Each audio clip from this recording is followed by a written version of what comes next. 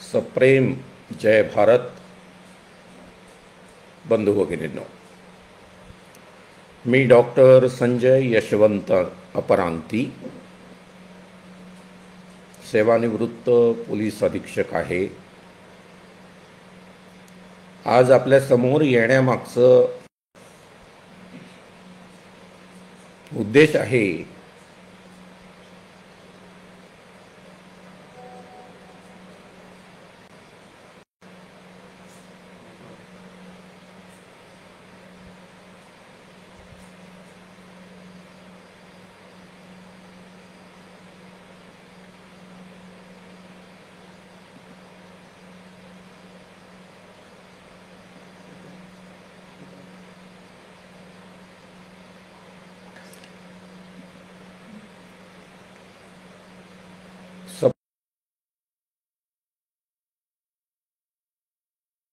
बंधू भगिनींनो,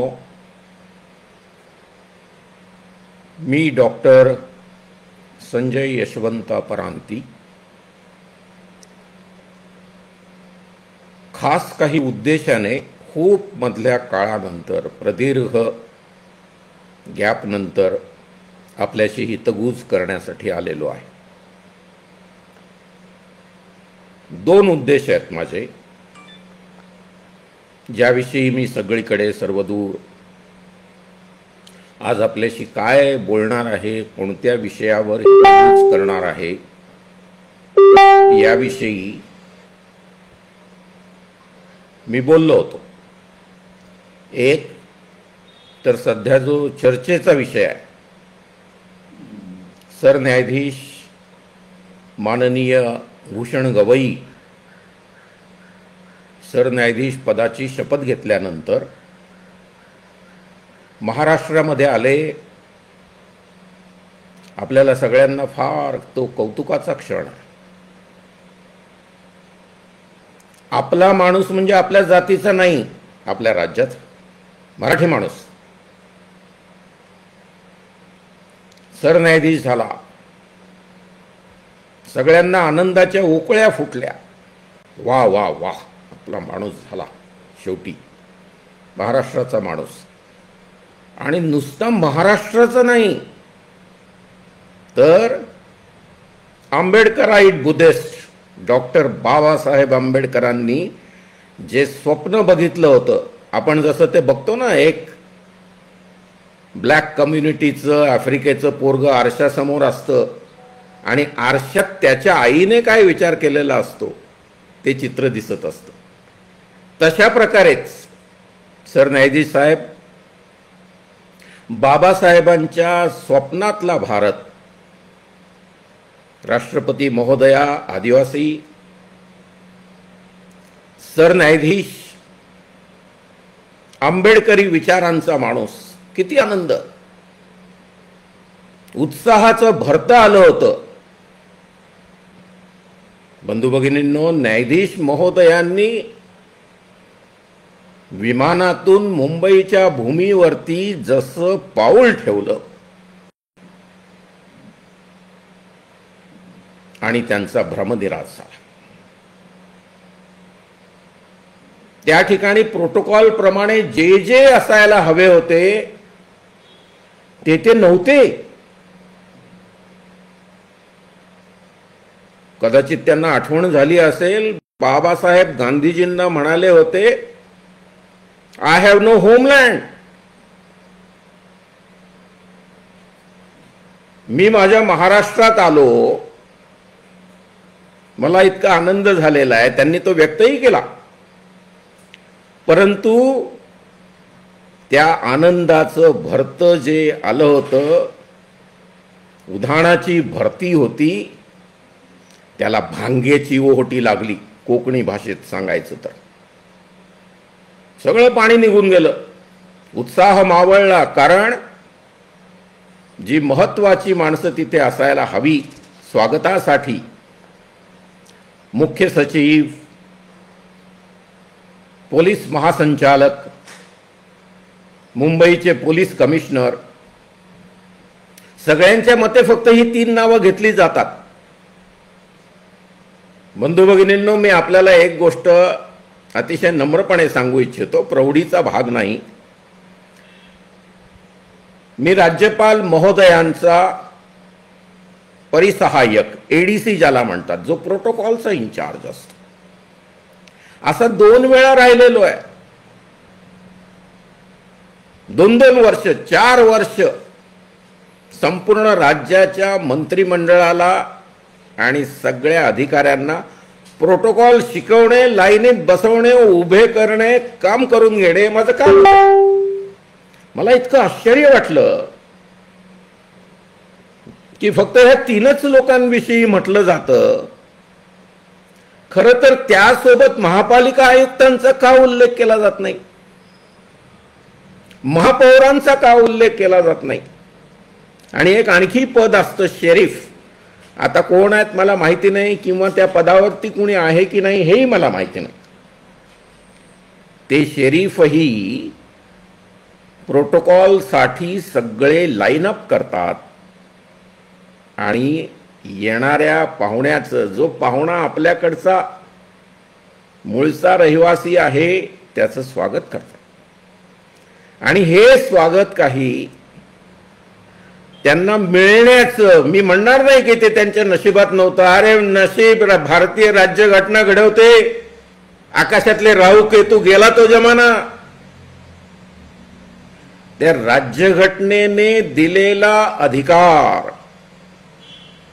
उपकार नाही. He is entitled to have that proper protocol executed by the state. जे झालं नाही.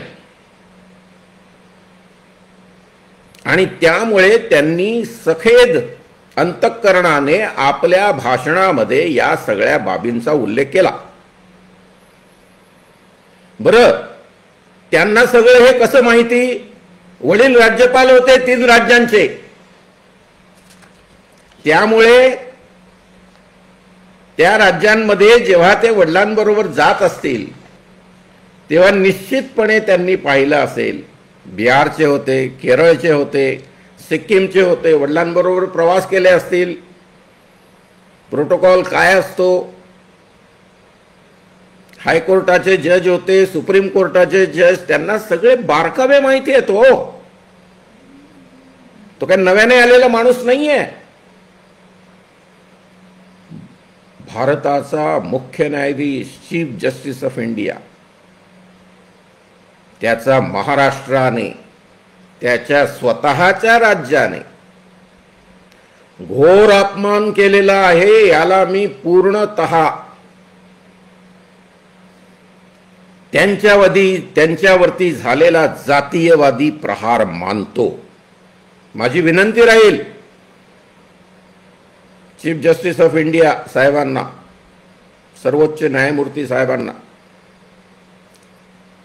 की सर ये हलके में मत लो. म्हातारी मेल्याचं दुःख नाही, काय सोकावता कामा नये. ही गोष्ट झालं चुकून, अनवधानाने, अनेक एक्सप्लेनेशन येतील तुमच्याकडे. तुम्हाला त्यावरती सजेशन देण्याइतका मी मोठा निश्चित नाही. परंतु जर तुम्हाला गरज पडली तर मला विचारा, कारण प्रोटोकॉलच्या ब्रीच मी राज्यपालांचा एडीसी असताना हाताळल्या आहेत.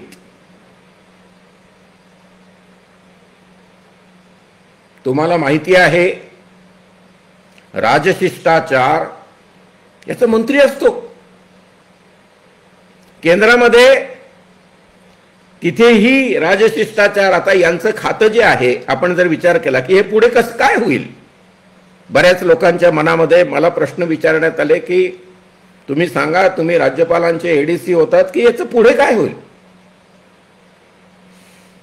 चीफ जस्टिस ऑफ इंडिया साहेबांकडून याविषयीची माहिती लॉ मिनिस्ट्रीकडे जाईल. लॉ मिनिस्ट्रीकडून प्रधानमंत्री कार्यालयाला जाईल, गृहमंत्री कार्यालयाला जाईल, आणि तिथून ती खाली राज्याकडे येईल. राज्याकडे येताना मुख्यमंत्र्यांकडे जाईल, राज्यपालांकडे जाईल, प्रधानमंत्र्याकडून तिथे राष्ट्रपती महोदयांकडे जाईल, राज्याकडे आल्यानंतर राज्यपालांकडून मुख्यमंत्री महोदयांना जाईल आणि तिथून प्रोटोकॉल मिनिस्टरकडे ही माहिती येईल की यावरती आता पुढे काय करायचं. या सगळ्यांचं एक्सप्लेनेशन घेतलं जाईल. मुख्य सचिव, पोलीस महासंचालक, पोलीस कमिशनर,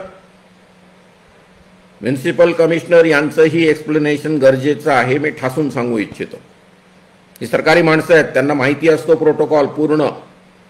हा शिकवला जातो. दर 26 जानेवारीला त्या प्रोटोकॉलची प्रॅक्टिस ते पोलीस परेड मैदानावर करत असतात.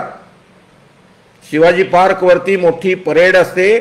त्यावेळेला कोणी कुठे बसावं याविषयी सुद्धा सगळं ठरलेलं आहे. तुम्ही म्हणाल सर हे कुठे आहे?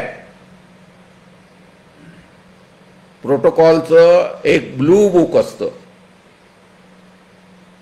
आणि त्या ब्लू बुक मध्ये प्रत्येक व्यक्तीची प्रोटोकॉल नुसार त्याला क्रमांक दिलेला असतो. न्यायपालिका, कार्यपालिका आणि विधिपालिका 3 अंग आहेत आपली. चौथं प्रेस आहे. आपण या 3 अंगांचा जर विचार केला, कार्यपालिकेचे प्रमुख प्रधानमंत्री महोदय, विधिपालिकेचे प्रमुख राष्ट्रपती महोदया, न्यायपालिकेचे प्रमुख chief justice of India. Their status is equivalent. आणि चीफ जस्टिस ऑफ इंडिया यांच्या प्रोटोकॉलची ब्रीच,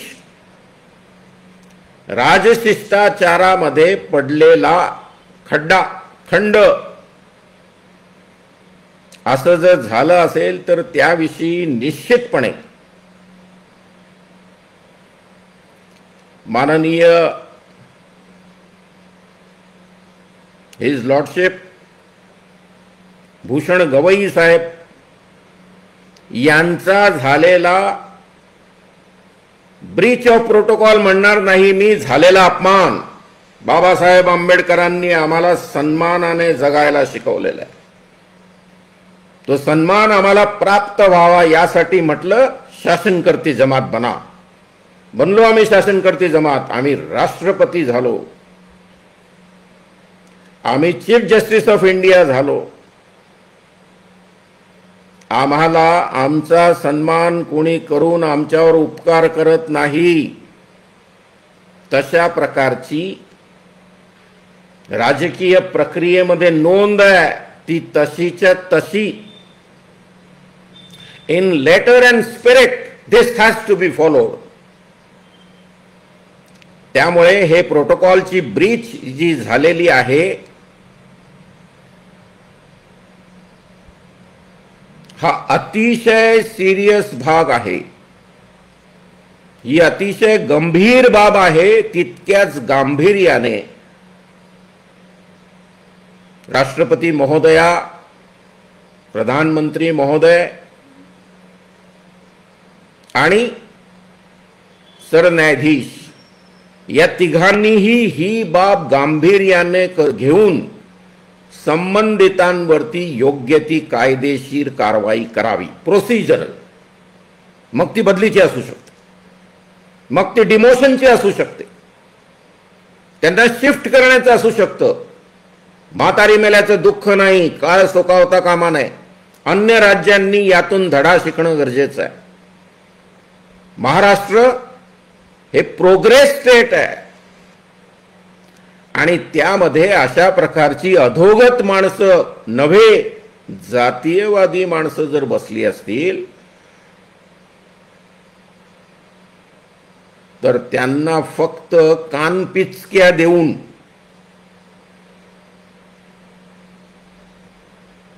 यापुढे असं करू नका, व्यवस्थित वागा, नाही.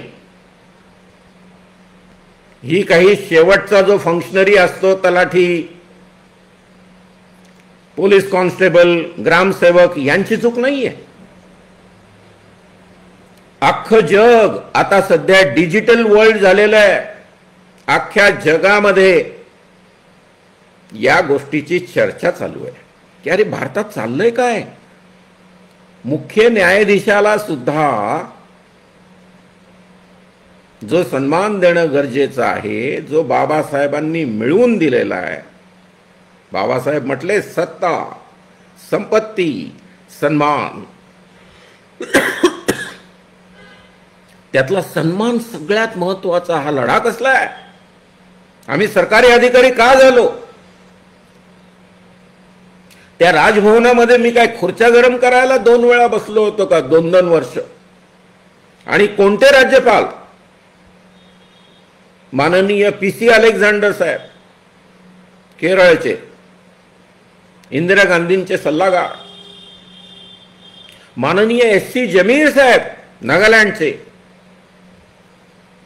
माननीय के शंकर नारायणन साहेब पुन्हा केरळचे. इतके 3 महत्वाचे राज्यपाल.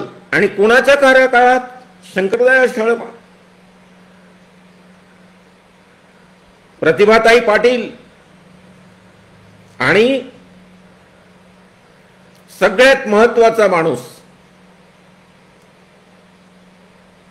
जे दलित पहिले राष्ट्रपती झाले. आणि वैशिष्ट्य बघा, त्यांच्या कार्यकाळामध्ये दीक्षाभूमीवरती प्रोग्राम झाला. मी त्याचा प्रोटोकॉल इन्चार्ज होतो.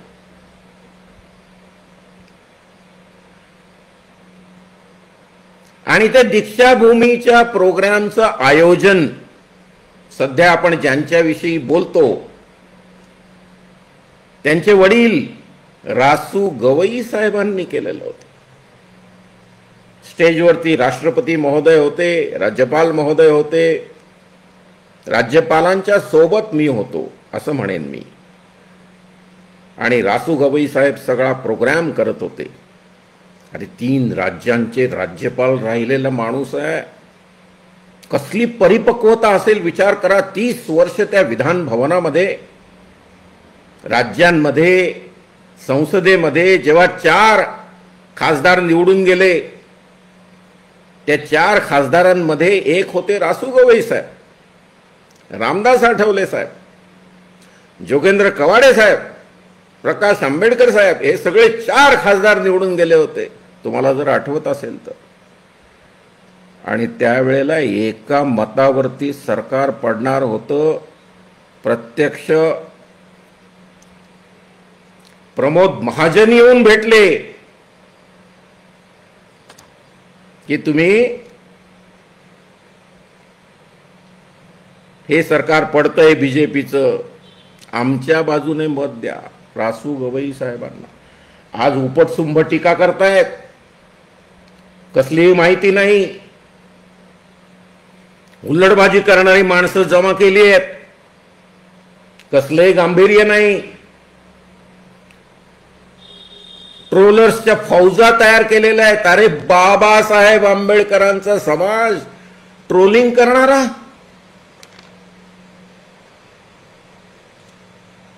त्या आमच्या एक ताई आहेत, सत्यभामा ताई, जयाबाई सत्यभामा अंकुश बनसोडे. अरे कसलं ट्रोलिंग केलंय त्यांना. मला खरं तर त्यांचं ट्रोलिंग बघितल्यानंतर मी म्हटलं मैदानात उतरायचं आता. कोण ट्रोलर्स आहेत, या आमच्या अंगावरती हिंमत असेल तर. मागच्या वेळेला पण मी सांगितलं होतं. याच्यासाठी तुम्हाला स्वातंत्र्य मिळालंय. स्वातंत्र्य, समता, बंधुता. अरे स्त्री दाक्षिण्य काही आहे की नाही. बरं तुमचं कॉन्ट्रीब्युशन काय हो. तुमचं योगदान काय. लोकसभा घालवली आम्ही जशी तशी वाचवली. 50 संघटना मुंबईमध्ये, 40 संघटना नागपुरात, 90 संघटनांचा रेटा लावला. आणि मतांच्या कटोरीमध्ये जे तुम्ही लोकांमध्ये भ्रम निर्माण करून मतं घेतली होती ती बाहेर काढण्यामध्ये आम्ही यशस्वी झालो. आणि दिल्लीमध्ये जात्यंध, धर्मांध, फॅसिस्ट सत्ता जी 400 पारच्या वरती येणार होती ती आम्ही वाचवली. त्यासाठी कष्ट केले मुंबईमध्ये.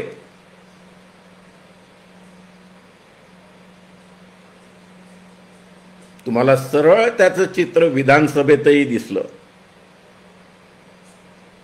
ज्यांनी अशा प्रकारे समाजामध्ये भ्रम निर्माण करून जातीयवाद्यांना, धर्मांधांना मदत केली अप्रत्यक्षपणे बी टीम म्हणून, त्यांनी सांगावं की गवई कुटुंबाचं योगदान काय. अहो कोणी बोलायचं. म्हणजे थोडक्यात ज्या गोष्टींमुळे समाज बांधव आपल्याला दोष देत आहेत ते झाकायचं कसं. तर नवाच मुद्दा काढायचा, प्रत्येक मुद्द्यावरती भाष्य करायचं. वैशिष्ट्य आहे बाबा. बरं नशीब त्या ट्रम्पच्या कार्यकाळावरती भाष्य नाही करत आहेत. ट्रम्पनी कसं वागावं. नाही तर यांच्यातला एक सल्लागार घेईल ट्रम्प की तुम्ही सांगा आम्हाला कसं वागावं. कसलं ज्ञान नाही. मुख्य म्हणजे परिपक्वता नाही, शब्दामध्ये सच्चाई नाही, विचारामध्ये कुठल्याही प्रकारची क्लॅरिटी नाही, कायमची संदिग्धता. निसंदिग्ध विचार हा नेतृत्वाचा कणा असतो, लक्षात ठेवा. नाही तर उगाच कावड घेऊन चाललेल्या लोकांना जायचे, हात मिळवायचे कावडी यांच्या सोबत, आणि इकडे बाता मारायच्या की हे समाजद्रोही आहेत. अहो मग तुम्ही कावडी यांच्या सोबत गेले होते ते कशाला गेले होते. कावडीतलं पाणी प्यायला गेले होते. कावडी यांच्या सोबत तुम्ही पाणी प्यायला गेले होते का. सगळा मळवट भरताना इथून इथपर्यंत ते काय करता तुम्ही. मळवटे, कावडे, मळवटे,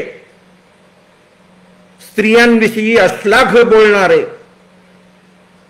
25 वर्षाच्या सर्व्हिस मध्ये एकही शिवी न दिलेला मी आंबेडकराईट बुद्धिस्ट आहे. गरज नाही पडत.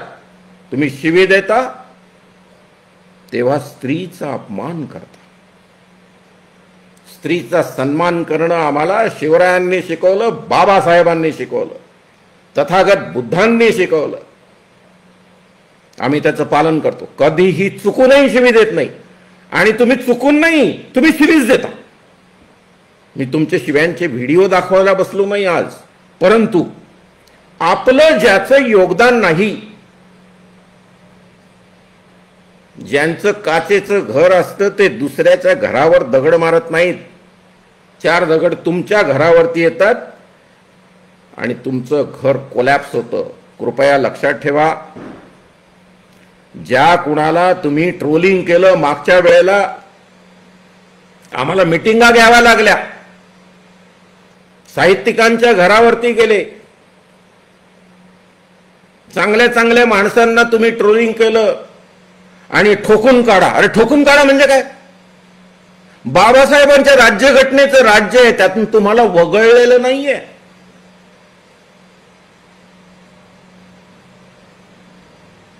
लोकांना शिकवा.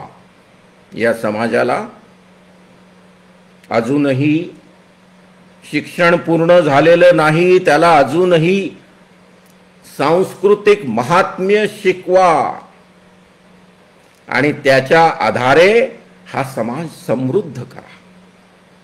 मी असं म्हणणार नाही की हा समाज असंस्कृत आहे. हा सुसंस्कृत समाज आहे. त्याच्या सुसंस्कृतपणाला साथ घाला, तो तुम्हाला प्रतिसाद देईल. तुमचा गैरसमज आहे की समाज तुमच्या सोबत आहे. मी रस्त्यावरचा माणूस आहे, गावागावात फिरणारा माणूस आहे. नांदेडला पोचराम कांबळेंच्या घरी जाऊन आलो. मला हे पाहायचं होतं की अशी काय श्रीमंती आहे की बाबासाहेबाच्या नावावरती आमचा पोचा मेला, एवढ्या मोठ्या जमावाला सामोरा गेला. तुम्ही म्हणाल की आपल्या सगळ्या अबकड करण्याचा घाट जो या गवई साहेबांनी घातलेलं आहे ते जजमेंट वाचा व्यवस्थित. आम्ही त्यावरती व्हिडिओ आणला आणि हे म्हटलं की यांचा जो गैरसमज आहे की हा दलित समाज, शेड्यूल्ड कास्ट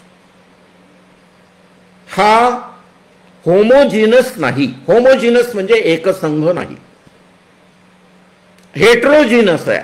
म्हणजे जसा ओबीसी असतो, वेगवेगळे लोक आहेत, कुंभार आहे, नावी आहे, सगळे त्यातले समाज, माळी, धनगर, वंजारी आणि बाकी सगळे ओबीसी ज्याला आपण म्हणतो, हा हेट्रोजेनस आहे. हेट्रोजेनस म्हणजे जो एकसंघ नाही, कारण ते अस्पृश्य नाही आहेत. दलित समाज, मग ते महार असेल, चांभार असेल, मातंग असेल, ढोर असेल, खाटीक असेल, या सगळ्यांची एक गोष्ट कॉमन आहे आणि ती आहे ते अस्पृश्य. त्यामुळे हे सगळे अस्पृश्य एक आहेत.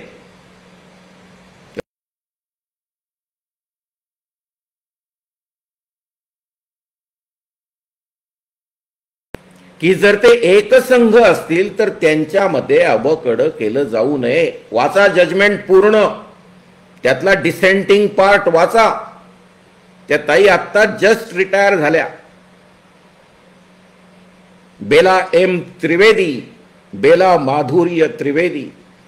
त्यांनी स्पष्ट म्हटलं की 5 जजेसचं बेंच जे होतं चिन्नैया साहेबांचं, त्या जजमेंटचा पुरेपूर अभ्यास केल्यानंतर हे 7 जजेसचं बेंच जे म्हणतं अबकड, हे मला मान्य नाही. अरे मागणी करू ना, अभ्यास करून 9 जजेसचं बेंच बसवून घेऊ. कोण नाकारणार आहे तुम्हाला? आपले खासदार आहेत ना, त्यांच्याकडून जसं आपण ते क्रिमी लेअरचा पार्ट लगेच हटवून घेतला प्रधानमंत्र्याकडून, तशा प्रकारे आपण अबकड हटवून घेऊ. एका माणसाला त्याच्या दोषारोप करून आरोपीच्या पिंजऱ्यात उभं करू नका. मी यावरती पूर्ण व्हिडिओ टाकलेला आहे, भूषण गवई साहेबांच्या काय चुका झालेल्या आहेत.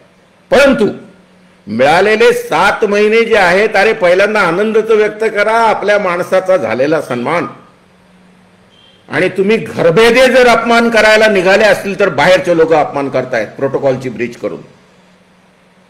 हसतोय सगळा बाकीचा समाज की अरे हे बघा कसे तुटून पडलेत एकमेकावरती. नाही, ही वेळ नाही. 7 महिन्यानंतर त्या कार्यकाळाचं परीक्षण करू, निरीक्षण करू, विश्लेषण करू, मंथन करू, चिंतन करू. त्याच्या अगोदर त्यांना आपण सूचित करू. हा काळ आहे 7 महिन्याचा सूचित करण्याचा. जज हा जातीचा नसतो, तो देशाचा असतो. चीफ जस्टिस ऑफ इंडिया, प्रधानमंत्री देशाचा असतो, राष्ट्रपती देशाचा असतो. सन्मान करा. त्या माणसाला वाटू द्या की माझी माणसं माझ्याकडून काय अपेक्षा धरतायत. कोणी म्हणतो हातातल्या अंगठ्या बघा. अरे मग तुमच्या मळवटाचं काय, तुमच्या मुंजीचं काय? मी असे प्रश्न विचारायला टाळतो. परंतु ठीक आहे, व्यक्ती स्वातंत्र्य जरी असलं, मळवट भरलेले तुम्ही काय आमचे टीव्हीवरती येता? हे शिकवलं बाबासाहेब आंबेडकरांनी. ज्या गोष्टीसाठी बाबासाहेबांनी लढा दिला, तुम्हाला शिकवलं, बायांना लुगडी नेसायला शिकवणारा तो महामानव होता. चौदार तळ्याच्या सत्याग्रहाला विचारा त्या टिप्पणीसांना. अजूनही त्यांचे नातू आहेत. सन्मान जगण्याचं सगळ्यात प्रभावी माध्यम आहे. आणि सन्मानाने जगायचं असेल तर त्यासाठी अनेक गोष्टींना तिलांजली द्यायची असते.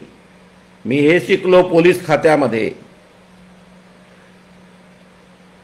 वस्तू, मग ते काही असेल, पैसे असतील, वस्तू असतील, अन्य काही पोस्टिंग्ज असतील, नाकारायला हिम्मत लागते. मी त्या निमित्ताने ही संधी घेऊन आत्ताच रिटायर झालेले संजीव खन्ना साहेबांचं अभिनंदन करतो. त्यांनी म्हटलं, मी पोस्ट रिटायरमेंट कोणतीही रिटायरमेंट नंतरची, सेवानिवृत्ती नंतरची कोणतंही पोझिशन स्वीकारणार नाही. आम्ही तेच केलं. आम्ही फार श्रीमंत नाही आहोत, पण आम्ही बाबासाहेब आंबेडकरांची माणसं आहोत. आम्हाला देता येतं असलं तर घेता येत नाही. माझ्यासारखा माणूस रिटायरमेंट नंतर नाशिकमध्ये राहतो. सगळ्या बॅचमेट्सची घरं आहेत मुंबईमध्ये. माझं का नाही आहे? तुमच्या मनामध्ये असे प्रश्न आले पाहिजेत. एवढा मोठा माणूस, वडील 3 राज्यांचे राज्यपाल, मुलगा चीफ जस्टिस ऑफ इंडिया. ती आईने कसं त्यांचं वर्णन केलं बघा, प्रत्येकाच्या डोळ्यातून पाणी आलं. आपण कौतुक करूया. 7च महिने कार्यकाळ आहे, 7 वर्ष नाही आहे. अगोदर चंद्रचूड साहेबांनी चुना लावला ना तुम्हाला. 2 वर्षाच्या वरती कार्यकाळ. काय कमावलं? आणि काय हे एकट्याच माणसाला दोष देतात? त्यावेळेला प्रमुख चंद्रचूड साहेब होते. जे पूर्ण जे बेंच आहे, 7 लोकांचं बेंच, त्यामध्ये विक्रमनाथ आहेत, पंकज मित्तल आहेत, मनोज मिश्रा आहेत, चंद्रचूड साहेब आहेत, गवई साहेब आहेत, बेलायम त्रिवेदी आहेत, S.C. शर्मा आहेत. हे सगळे होते. आपण विश्लेषण करू, बसू, चर्चा करू. तुमच्याकडे चर्चा बिर्चा काही होतात का हो? मी तर ऐकलंय फक्त आदेशच येतात. ही फॅसिस्ट प्रवृत्ती आहे. आता सोडा एकटा नेता, अध्यक्षीय मंडळ असलं पाहिजे. ज्या वेळेला आम्ही सगळे एकत्र झालो समाज वाचवण्यासाठी, त्यांची मतं वाचवण्यासाठी, त्यावेळेला प्रकर्षाने ही गोष्ट मांडली मी. एक नेता नको. एक नेता हा हुकुमशाहीकडे घेऊन जातो आणि मग त्याचे खुशमस्करे तयार होतात, सायकोफंड्स, आणि ते सांगतात आमचा नेता महान. अरे थांबा रे थांबा. ते रोजचे व्हिडिओ बघून थकलो मी. आमचा नेता लई पॉवरफुल. अरे थांबा, पॉवर कोणाला दाखवता? त्यावेळी म्हणा आमचा नेता समाजकारणी, बाबासाहेब आंबेडकरांसारखा. आमचा नेता शिवाय देत नाही म्हणा, मळवट भरत नाही, पोरांच्या मुंजी करत नाही. अशा प्रकारचं समाज निर्मितीचं स्वप्न जे बाबासाहेबांनी पाहिलेलं आहे, त्या स्वप्नांचा पाठपुरावा करू. आणि कृपया कुणालाही ट्रोलिंग करू नका. तुम्हाला असं नाहीये की ट्रोलिंग हा तुमचा मूलभूत हक्क आहे. ट्रोलिंग जेव्हा माणूस करतो आणि तो जर महिलांचं ट्रोलिंग करत असेल अर्वाच्य भाषा वापरून, तर तो आउटरेजिंग मॉडेस्टी ऑफ वुमन या कायद्याखाली त्याच्यावरती गुन्हा दाखल केला जाऊ शकतो. ज्याताई असं जर कोणी केलं तर आम्हाला कळवा. मी तुम्हाला सांगेन त्या माणसाला सरळ कसा करायचा. बंधू भगिनींनो, खूप जास्त वेळ बोलला की कंटाळा येतो माणसाला. म्हणून हे सगळं घरी घेऊन जाल, याच्यावरती सविस्तर विचार कराल. चांगल्या नेतृत्वाची निर्मिती तुमच्या डोक्यातून होते, नेत्याच्या डोक्यातून नाही. नेत्याला प्रश्न विचारा, हिम्मत ठेवा. इथेच थांबतो. आणखी काही महत्त्वाच्या मुद्द्यांवरती हितगुज जेव्हा करावंसं वाटेल तेव्हा पुन्हा तुमच्या समोर हजर होईन. जय भारत, जय संविधान.